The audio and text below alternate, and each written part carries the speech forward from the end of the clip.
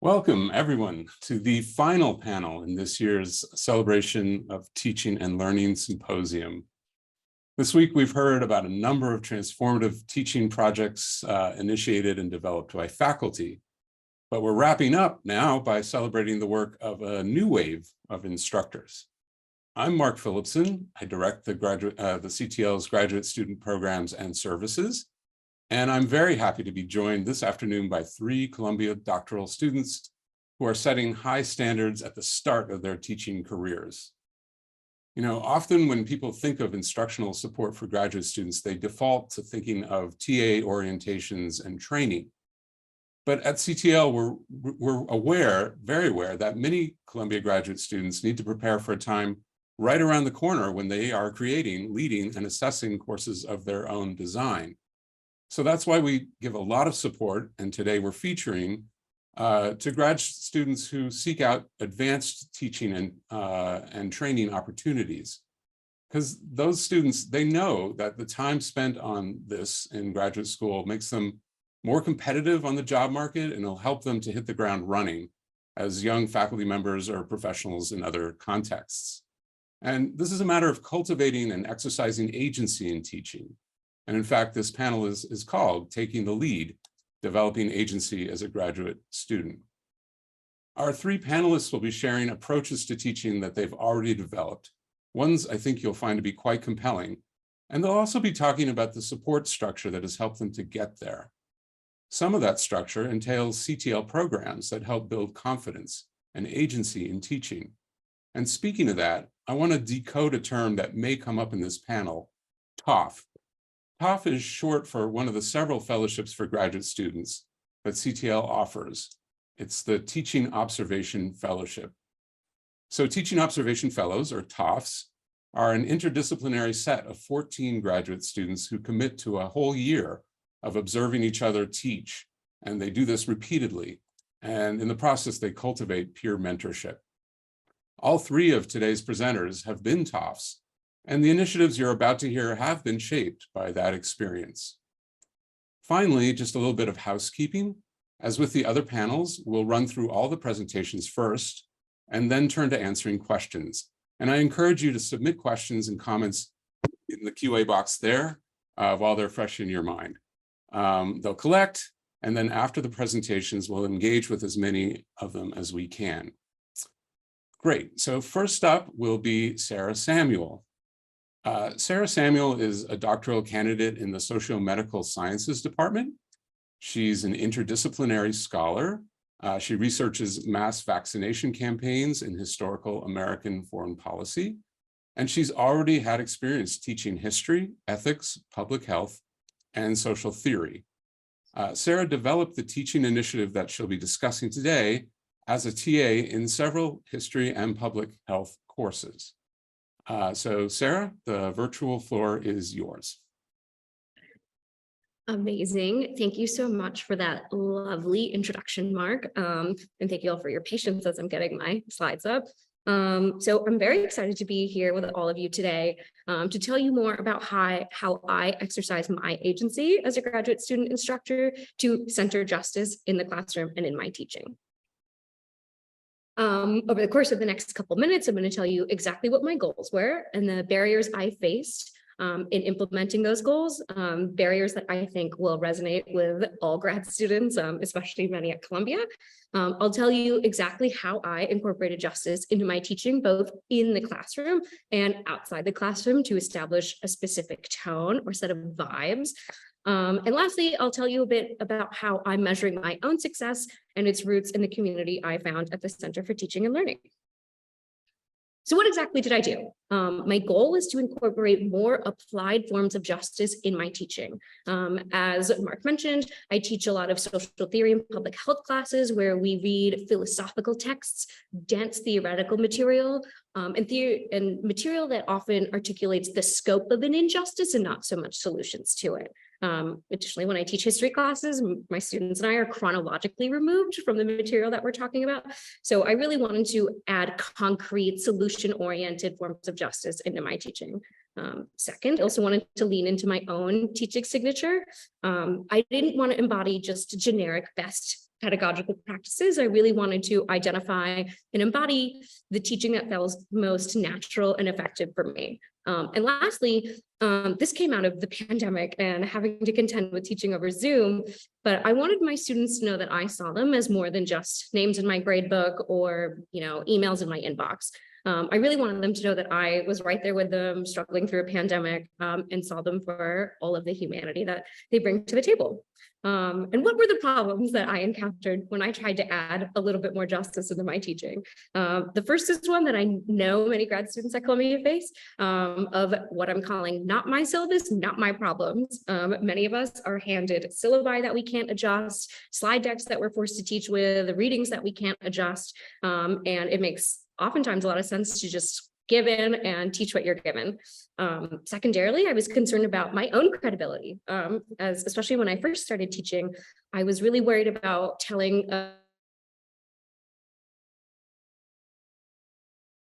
who's now spent a lot of time in the academy and occupied various ivory towers. I was concerned that my students wouldn't take me seriously as somebody who was applying justice in my own life.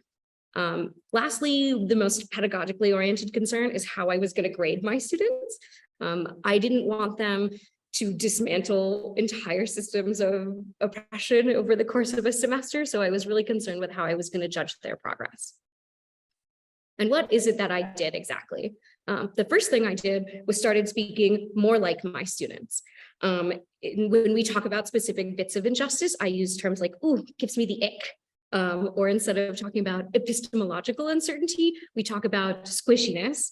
And lastly, instead of using terms like in praxis or discursively, we use terms like IRL. And that comes related to the second bullet point about using different types of media from all different types of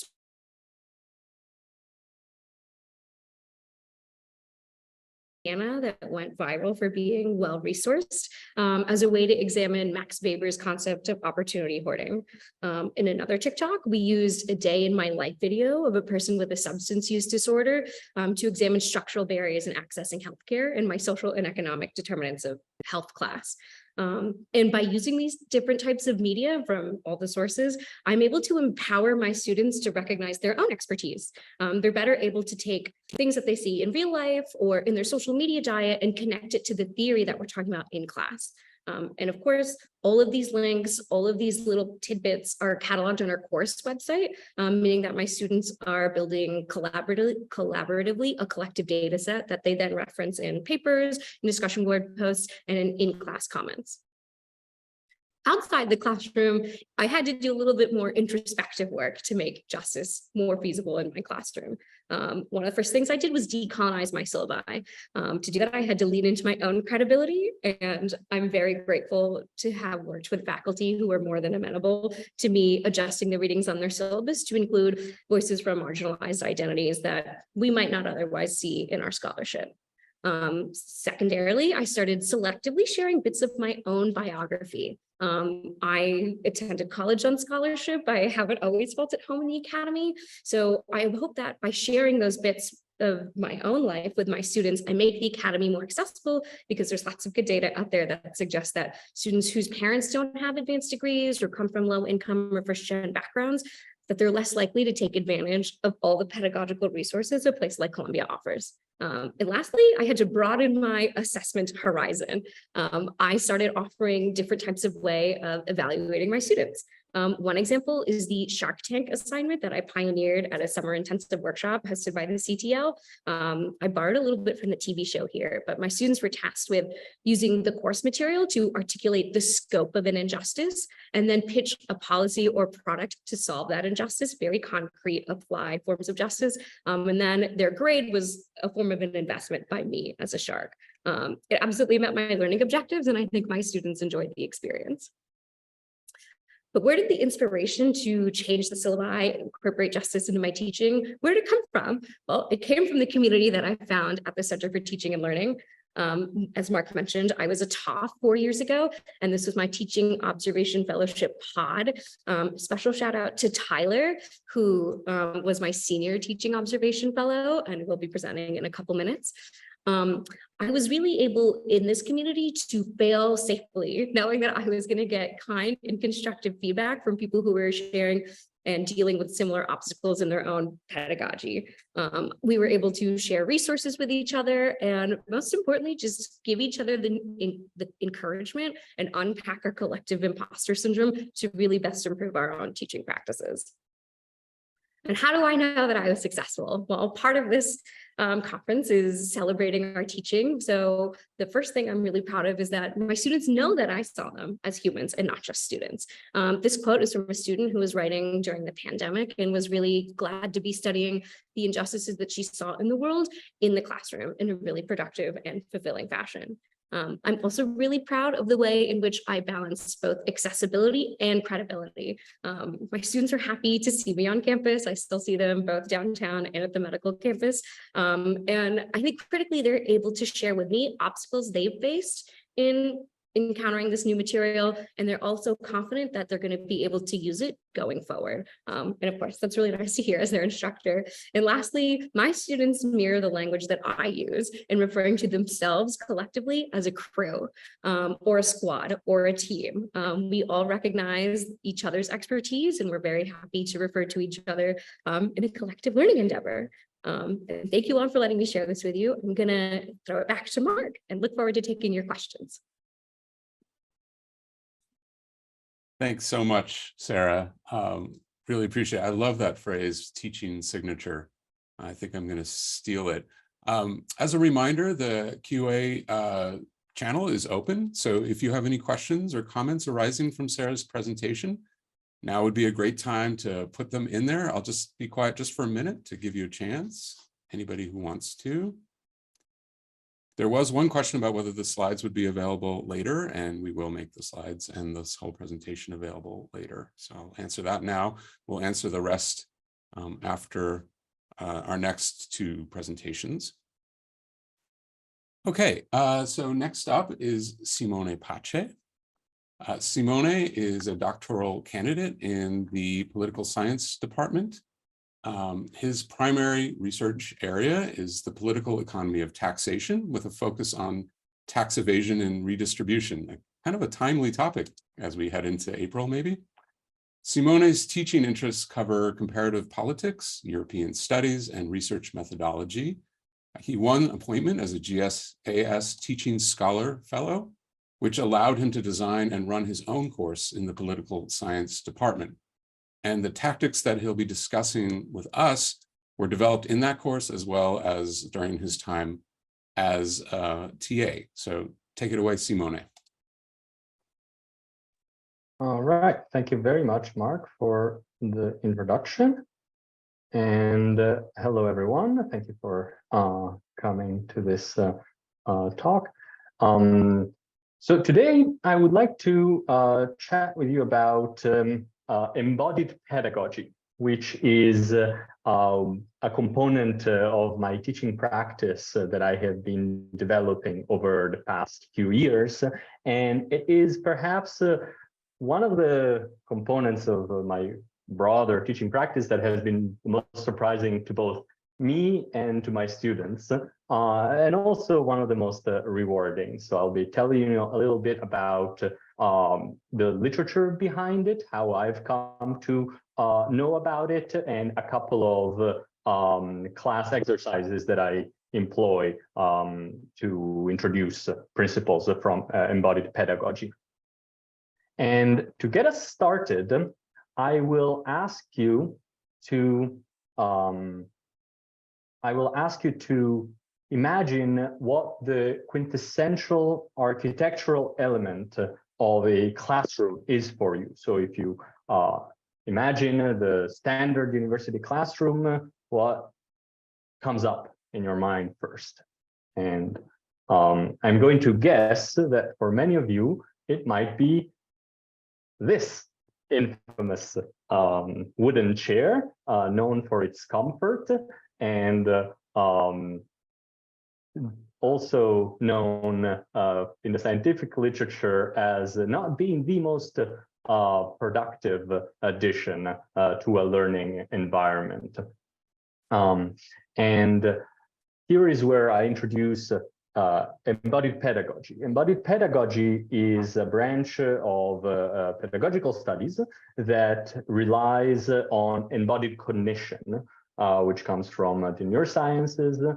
And it basically, I'm not going to get into the weeds, but essentially conceptualizes the process of learning and abstract reasoning as a process that involves both the mind as well as the body, and the experience of the self interacting with the space around us, the world around us, other objects, other individuals. And kind of following that intuition, the idea is that movement, space, and objects can all impact positively learning. And these are all things that I've learned, and I've learned how to apply in the context of my teaching in a CTL intensive seminar led by Caitlin de Klerk called Leveraging Learning Spaces. And it's been very rewarding, a lot of fun to kind of apply these principles in the classroom, both as a TA and as an instructor role in my own course this semester. And so next up, I'm going to show you a couple of ways in which I have kind of applied these broad principles and kind of tried to free a little bit my students of the chair and of kind of this immobile learning experience. And so next up, I have a picture of what my classroom looks like twice a semester, thereabout. It's empty. And this is because for 10, 15 minutes, twice a semester, I ask my students to leave the classroom, to pair up with their fellow classmates and go on a 15-minute walk around campus to discuss a prompt related to the class topic. This is not my actual classroom. I wanted to do it today and take a picture of the classroom, but the weather decided to get in the way. So I've postponed that to next week. But I did it last semester, and it was a very interesting experience when I told the students to just get up and leave. Their first reaction was an interesting one, but they really, I think, kind of bought into it, and it helped spark creativity and engagement in ways in which the usual activities did not. Just the element of innovation, as well as kind of the proven effect that walking has on creativity and intellectual stimulation. The second activity, instead of relying on movement, or it focuses more on space and objects.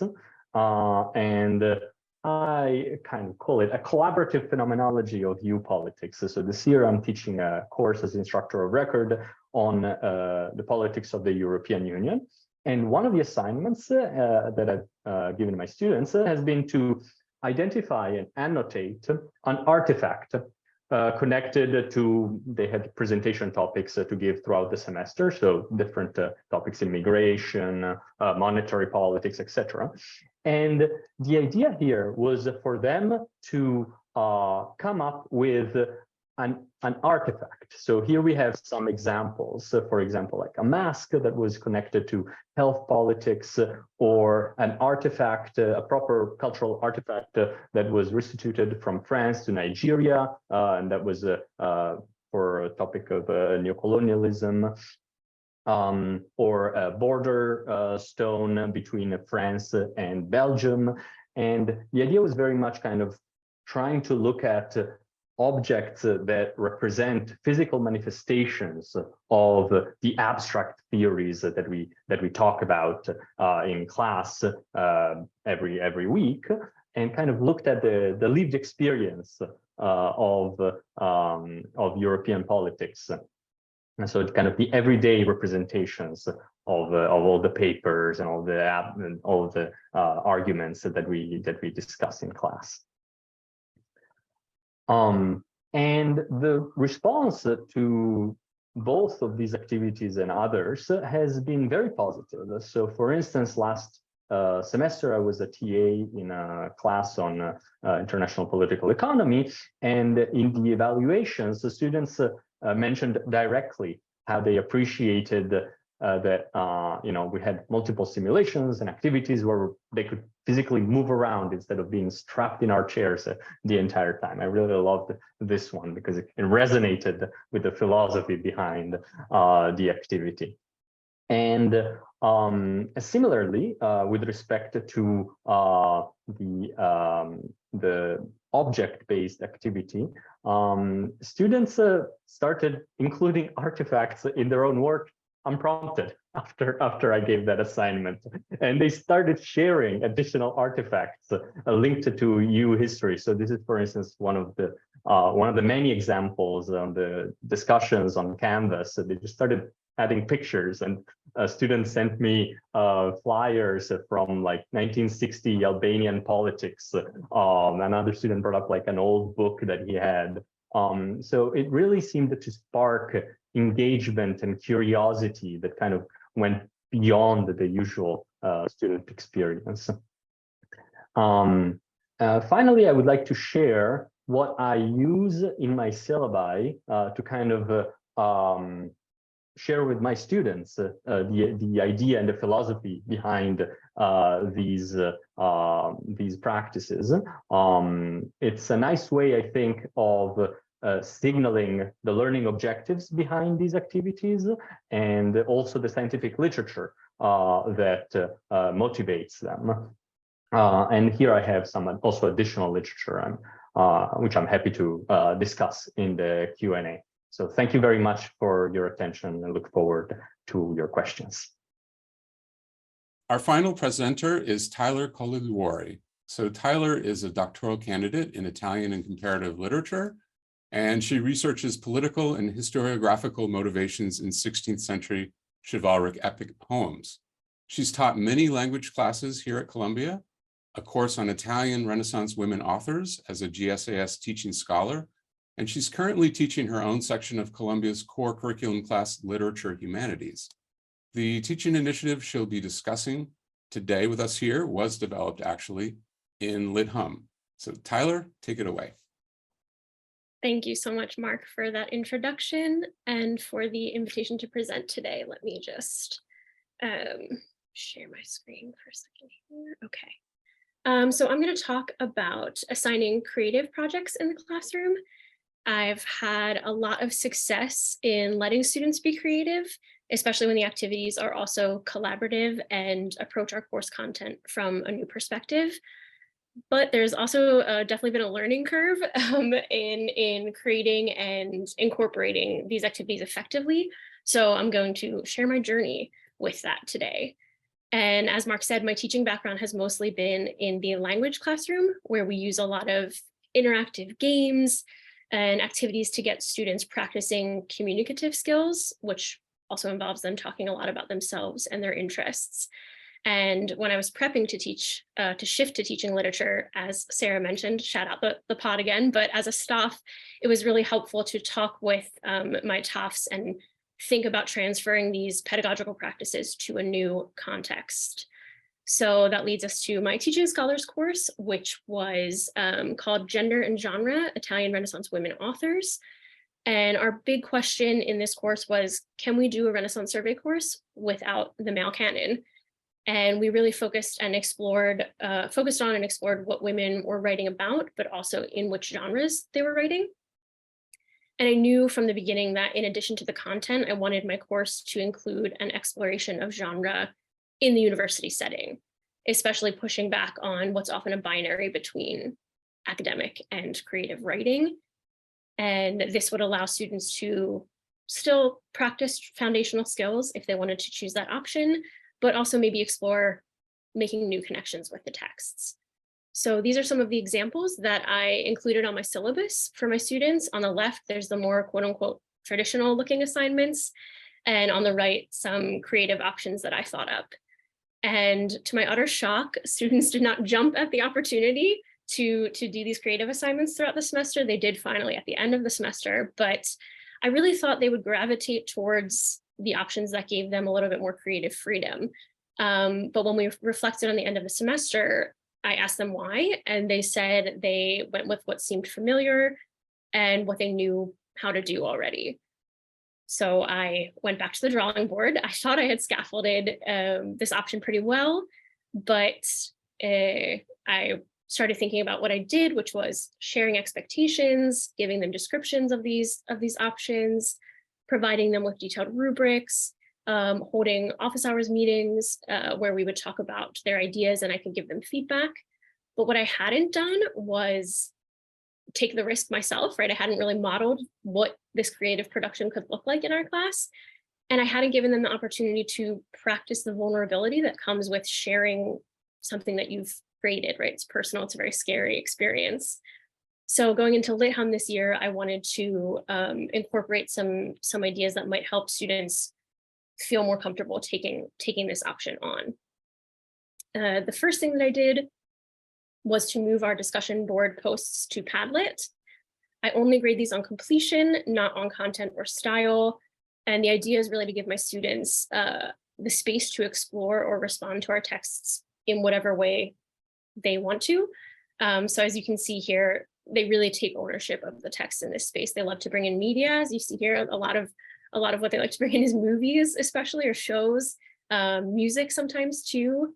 And they also share resources that they find on their own and want to bring to the classroom or to each other. They also share their own readings, which the student has done over here, right? Took a picture of her book as she was reading. And it's hard to get a picture of this, but what they can do on Padlet is color code their ideas, move them around, create connections between posts that's not set in like a linear structure. So it's really just more tactile, visual ways to interact with the text and with each other's posts and ideas. And the second thing that I started doing is using CATs, or classroom assessment techniques, more creatively. This is a CTL resource that I come back to almost multiple times every semester, where it has examples of these types of activities and the objective that goes along with it. It's really helpful in avoiding activity for activity's sake, right? Not just something that's fun but has no purpose in the classroom, no learning objective behind it. I've taken a lot of the ideas here and sort of modified or adapted them to fit what I'm doing in class that day. And the goal with these is really to let students practice the fundamental skills that they're going to learn or they're going to use for the final exam, but in creative, collaborative ways. So the first example that I have of this is, instead of just doing a plot summary, I had students work in groups and synthesize one of Marie de France's lays back into rhyming couplets, which is the form it's originally written in. And so students are not only learning how to pick out main plot points, but also thinking about how form and genre might affect how we're reading this, because we read a prose translation.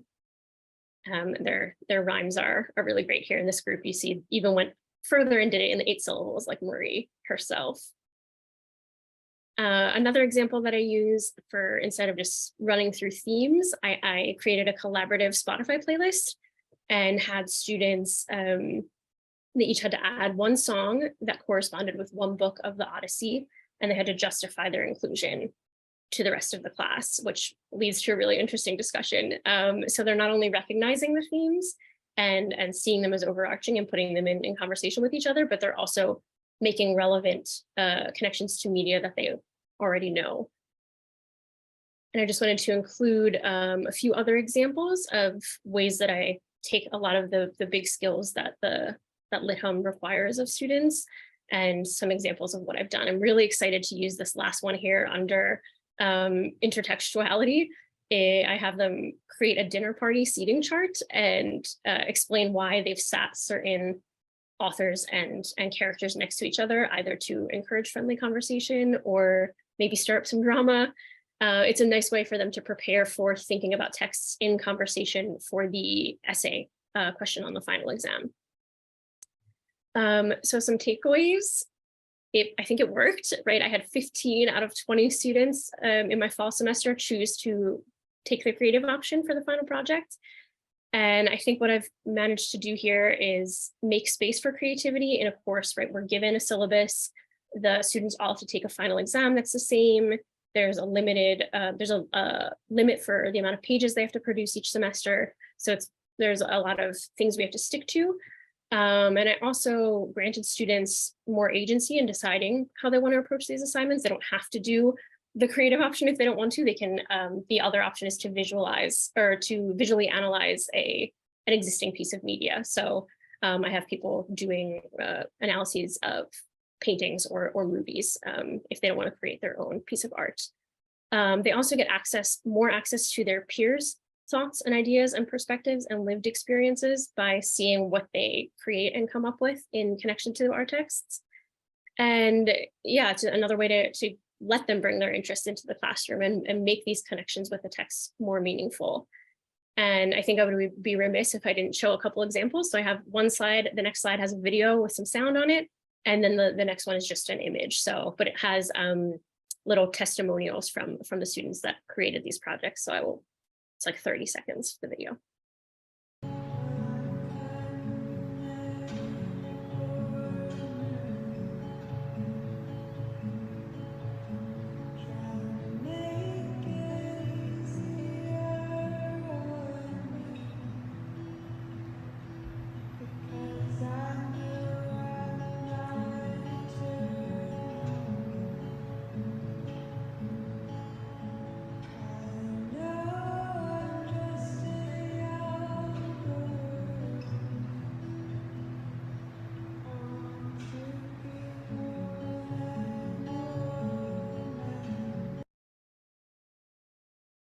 And I'll stop there. Thank you all so much. Thank you so much, Tyler. That was wonderful. It seemed like a really applied version of that phrase that Simone had on his syllabus, solvitur ambulando, the movement, the thinking. So we actually have some time now to engage with some of the questions that have come in. I just wanted to thank all of our panelists for such compact but generative presentations. And it's great that we have a little time to sort of digest and think. It's not too late to submit to us a question. So if there's something that is on your mind after looking at these projects, thinking about them either individually or as a group, please feel free to submit. In the meantime, I'll go to one that came in for Sara specifically, but I think we could open it up to a more general conversation. So the question, Sara, is your discussion was fascinating. I'd love to hear more of your thoughts on speaking how your students speak. At any point, do you teach them some of the technical jargon you referenced to decode some of that academese? Or do you think that that's not important? Thank you, everybody, and especially thanks to Rachel for asking this question. The short answer is yes, I do care that my students can use the academese or the jargon associated with the field. I admit, full disclosure, that's a little less important to me that they can use the vocabulary than they can apply the concepts, but I teach them to use this jargon by modeling it for them, mostly. I teach with a whiteboard with a lot of different colors. So I'll put hashtag, for example, hermeneutical injustice to articulate the idea in a specifically color denoted way to signal that the examples we've listed on the board correspond to that particular concept. I also use the jargon in my own feedback to students on the discussion board posts for everybody to see it. But also it's a give and take on the vocabulary because I am not super online, as my students would say. So they are teaching me the jargon just as much as I'm teaching them. And it's a really fruitful endeavor on that front. Thank you, Sara. And I think this does open up to sort of a broader question about agency. The agency that all of you are giving your students and your authority, your own authority. That is, for example, Simone, when you let students out and let them walk around on their own, for example, that's a great amount of trust. Or Sara, when you're bringing the conversation into a vocabulary that your students are familiar with, or Tyler, when you're inviting them to rephrase or interpret or embody some of what they're learning. That's giving them a lot of agency. But it also strikes me as being somewhat courageous to do, because as new instructors, I think you're probably also thinking a lot about your authority. And I think that it might be tempting sometimes to bolster your authority by keeping control in some ways, or building lines that students don't cross in these creative ways. So anyway, I'm just wondering, maybe first, Sara, I don't know, I'll give you a chance to kind of follow up on that, and then maybe Simone and Tyler, if you have any thoughts about this question about how you maintain authority while creating this sort of unusual spaces for your students in your class. Encourage you to weigh in as well. So go ahead, Sara. Anything else that you would like to add there? Sure. Only to say that this has been a journey for me. Like when I first started teaching, I'd have a lesson plan broken down in like 90-second increments. Like I was not at all confident in my ability to improvise.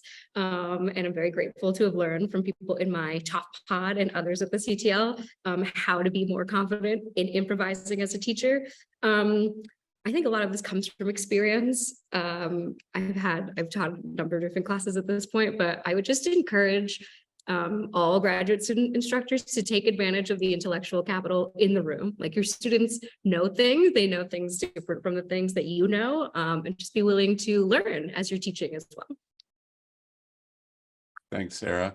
Simone, did you want to weigh in on this question about sort of agency and giving your students some more room to? Yeah, for sure. So I think that a number of things have helped me. First of all, transparency, just kind of always sharing what your pedagogical objectives are with certain perhaps unusual activities. And I think once students understand where you're going with something, they'll be more open to it. In general, also in terms of kind of establishing authority, but also allowing for, mistakes and things. Like I always, at the beginning of the semester, kind of establish classroom norms. Everyone has the right to be wrong, myself very included. I will, as I'm like talking in class, if I have a blank, I'll be like, oh, I'm blanking. What was that? And always there will be a student who will fill in for me. And I really do not think that either my students or myself at this point take that as, a threat to my intellectual authority. And that's a really good place to bring a classroom group to. Thank you, Simone. Anything to add there, Tyler? Or should we move on? Yeah, I can say two quick things. I think coming from an instructor of Italian who's a non-native speaker, I feel like that is already out the window for me. I always have felt kind of this pressure or nervousness about that, but I think it's the same thing with LitHum, right? I'm teaching texts that are not in my time period and not in my subject area, right? So I'm very honest with students about that. I'm like, this is not the part of the course that I'm an expert in, right? I'm an expert in reading in this way and writing in this way and thinking in these ways, right? So I try to frame it as that I'm helping them in certain things and guiding them, but also learning alongside them a lot of the times as much as imparting knowledge. Yeah. Thank you, Tyler. And we'll stick with you because there's another question from Anirban, who's a lead teaching fellow, another graduate student fellow at CTL. It's wonderful when these fellow to fellow conversations happen. So he asks, do you have a rubric or a set of criteria for assessing the creative projects that you're talking about? So I'll be curious about your answer to that, and then also open it up more broadly in case Sara or Simone want to also talk about how they're using assessment. Yeah, so I think for the classroom assessment techniques, right, those are kind of nice because that is an assessment in itself, right? Where I'm getting their answers right on the spot in class, and they're doing the reflection in the moment. For the creative project, that's a final project. What I didn't mention is I also have them do a short analysis or self-reflection on their creative process, right? Why did they choose the media or the form that they chose? Why did they choose the text that they chose? are they focusing on a specific moment and what they learned from the process, right? And it's the same, I use the same rubric, a single point rubric that I've used for all of their writing assignments, right? So it's very what I'm still working towards proficiency on, what I'm exceeding expectations on, and it still is the planning, I think it's methodology planning, evidence and analysis, and then the mechanics, right? Citing things and things like that. But it's the same rubric that they've used too. So I think that also takes a lot of the pressure out of it, that they've seen how they're going to be graded on the analysis, at least. Thank you, Tyler. Sara, did you want to weigh in there? I see your Yeah. yeah. Thanks, Mark. I only wanted to jump in to say that this is something I struggle with, like having a rubric for my students. I'm a little allergic to rubrics in my own writing, and I think it definitely comes through in my teaching. So I appreciate that Tyler's got like a jargon and a single point rubric, but I just choose to scaffold my assignments really intentionally. So for example, my students are writing an off-ed assignment right now, and they were all required to get their topics approved, and they just submitted their first drafts, and I'm providing inline, very in-depth comments in the hopes that their final project will be meeting the comments and the suggestions that I made to them in the iterative drafts that preceded it. So something I'm still working on, and would love to hear from maybe Simone about how to do this more effectively. Pressure's on you, Simone. Yeah, so I mean, I also use scaffolding quite intensely, and so my students have, for the class I'm teaching this year, a final research project, and it's structured in milestones. So it's more than just the topic. It's like the research question, and then like the thesis and data sources, and like every single kind of, there's like maybe 6 different components throughout the semester, and each one of them has its own rubric. I keep my rubrics fairly flexible, and I focus more on the feedback, and I give them kind of extensive feedback, and the student reactions I've gathered also with my mid-course review, which has been tremendously helpful, very great service by the CTL, has been somewhat mixed. Honestly, like 50% of the class loves it, the milestone structure, the scaffolding, receiving feedback at various times, and the other half is completely lost, doesn't understand how to come up with hypotheses before having written the whole paper at least once, and then having to rewrite it. But I think it's been a positive learning experience for everyone. So yeah. Thanks, Simone. I will adapt another question that has come in and come to you with it. And this is a question, a general question about, do you find that certain assignments and classroom activities are adaptable to nearly any discipline and course material? How much does the nature of the course material dictate the effectiveness of the activities and the assignments? So that's a very broad question, but just thinking about the particular techniques that you've talked about, the kind of the opening up the space of the classroom and opening up student work into thinking about collecting physical artifacts.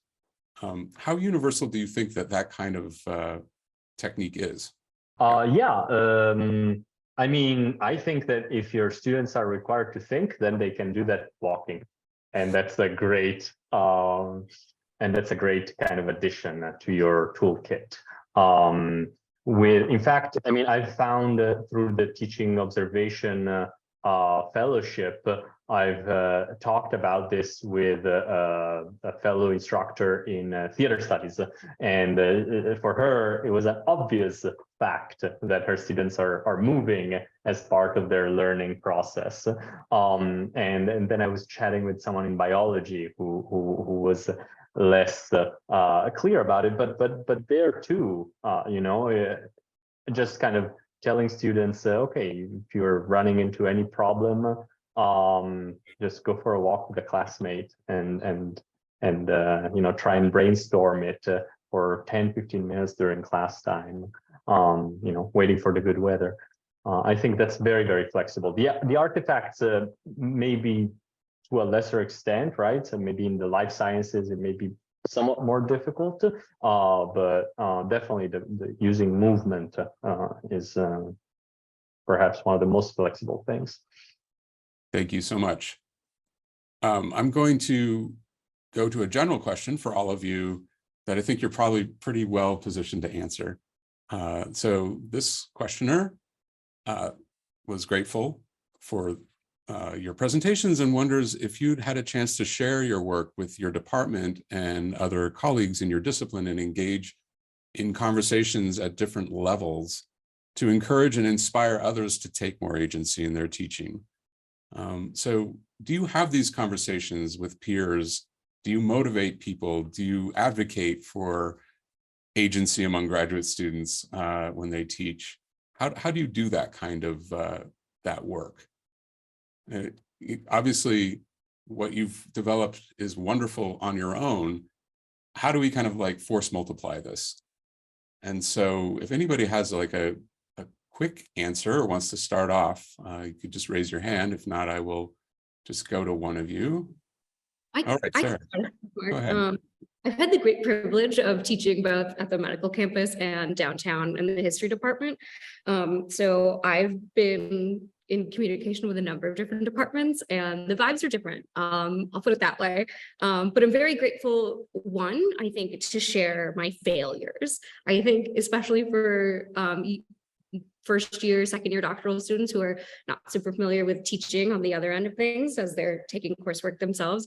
It's really, for me, and I think for others, a confidence boost to see more senior teachers admitting their failures, admitting that an experiment didn't go quite the way you wanted to.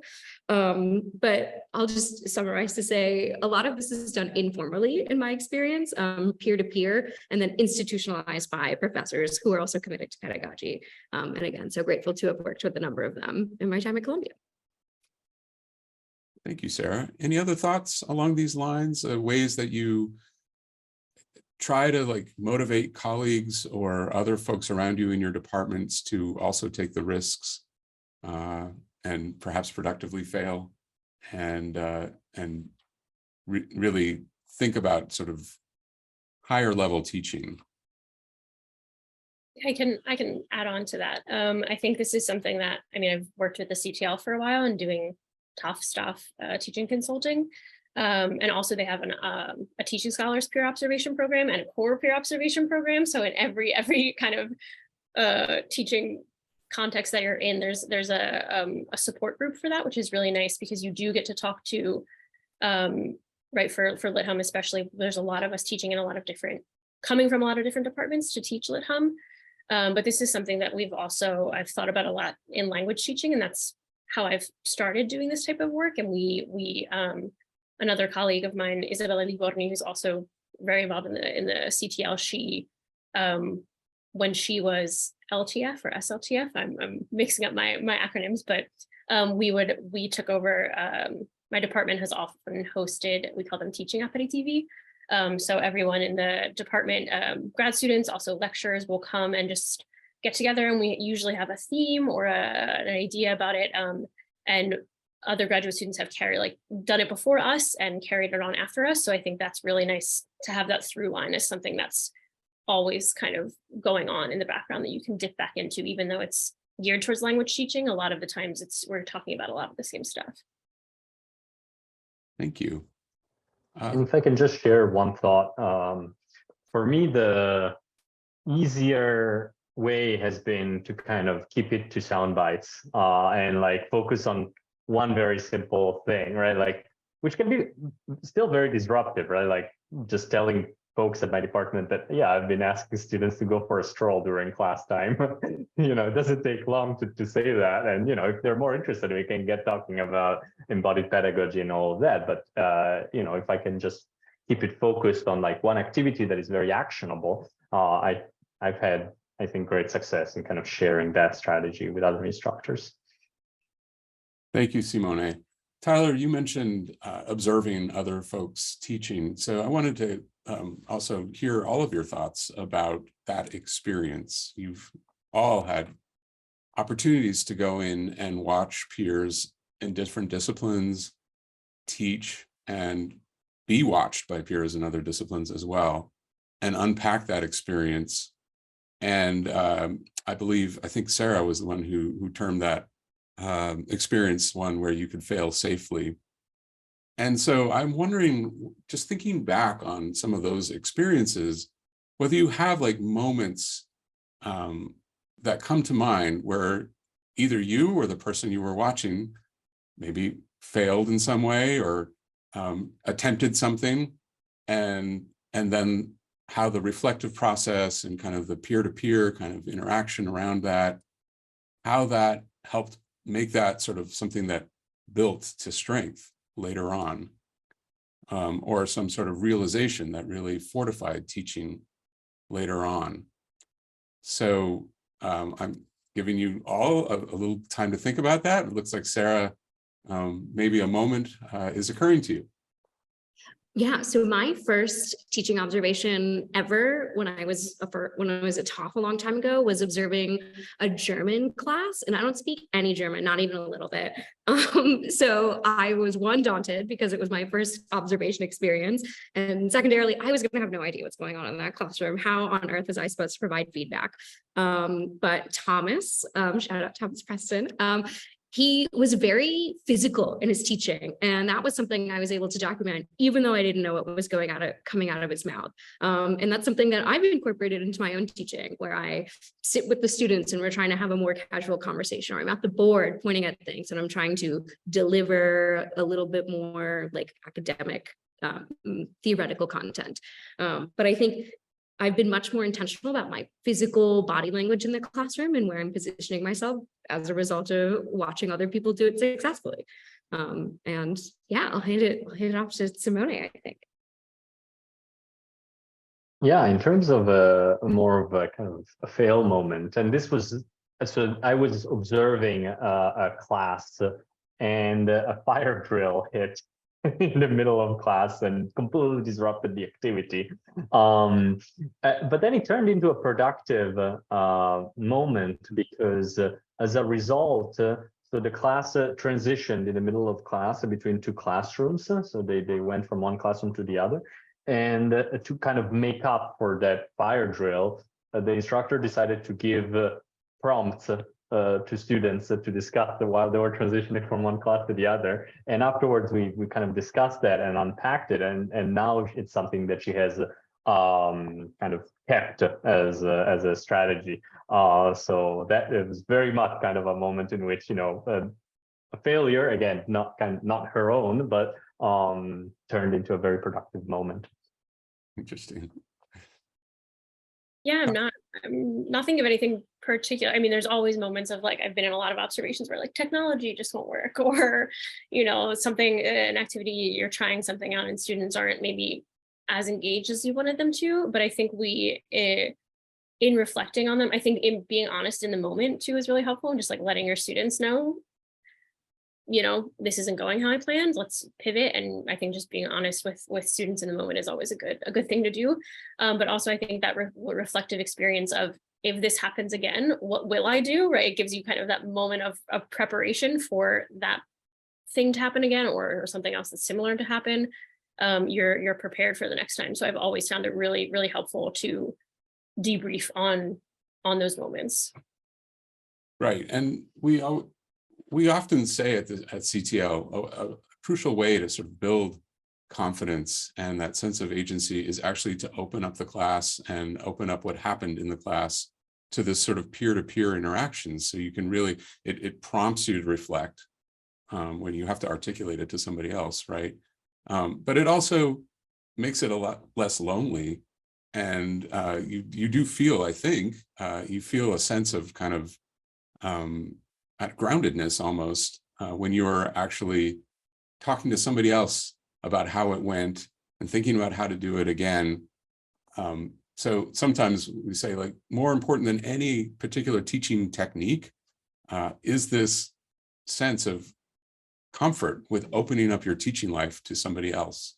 And I know that you've all three really done a lot of that kind of work. So it's good to hear about that.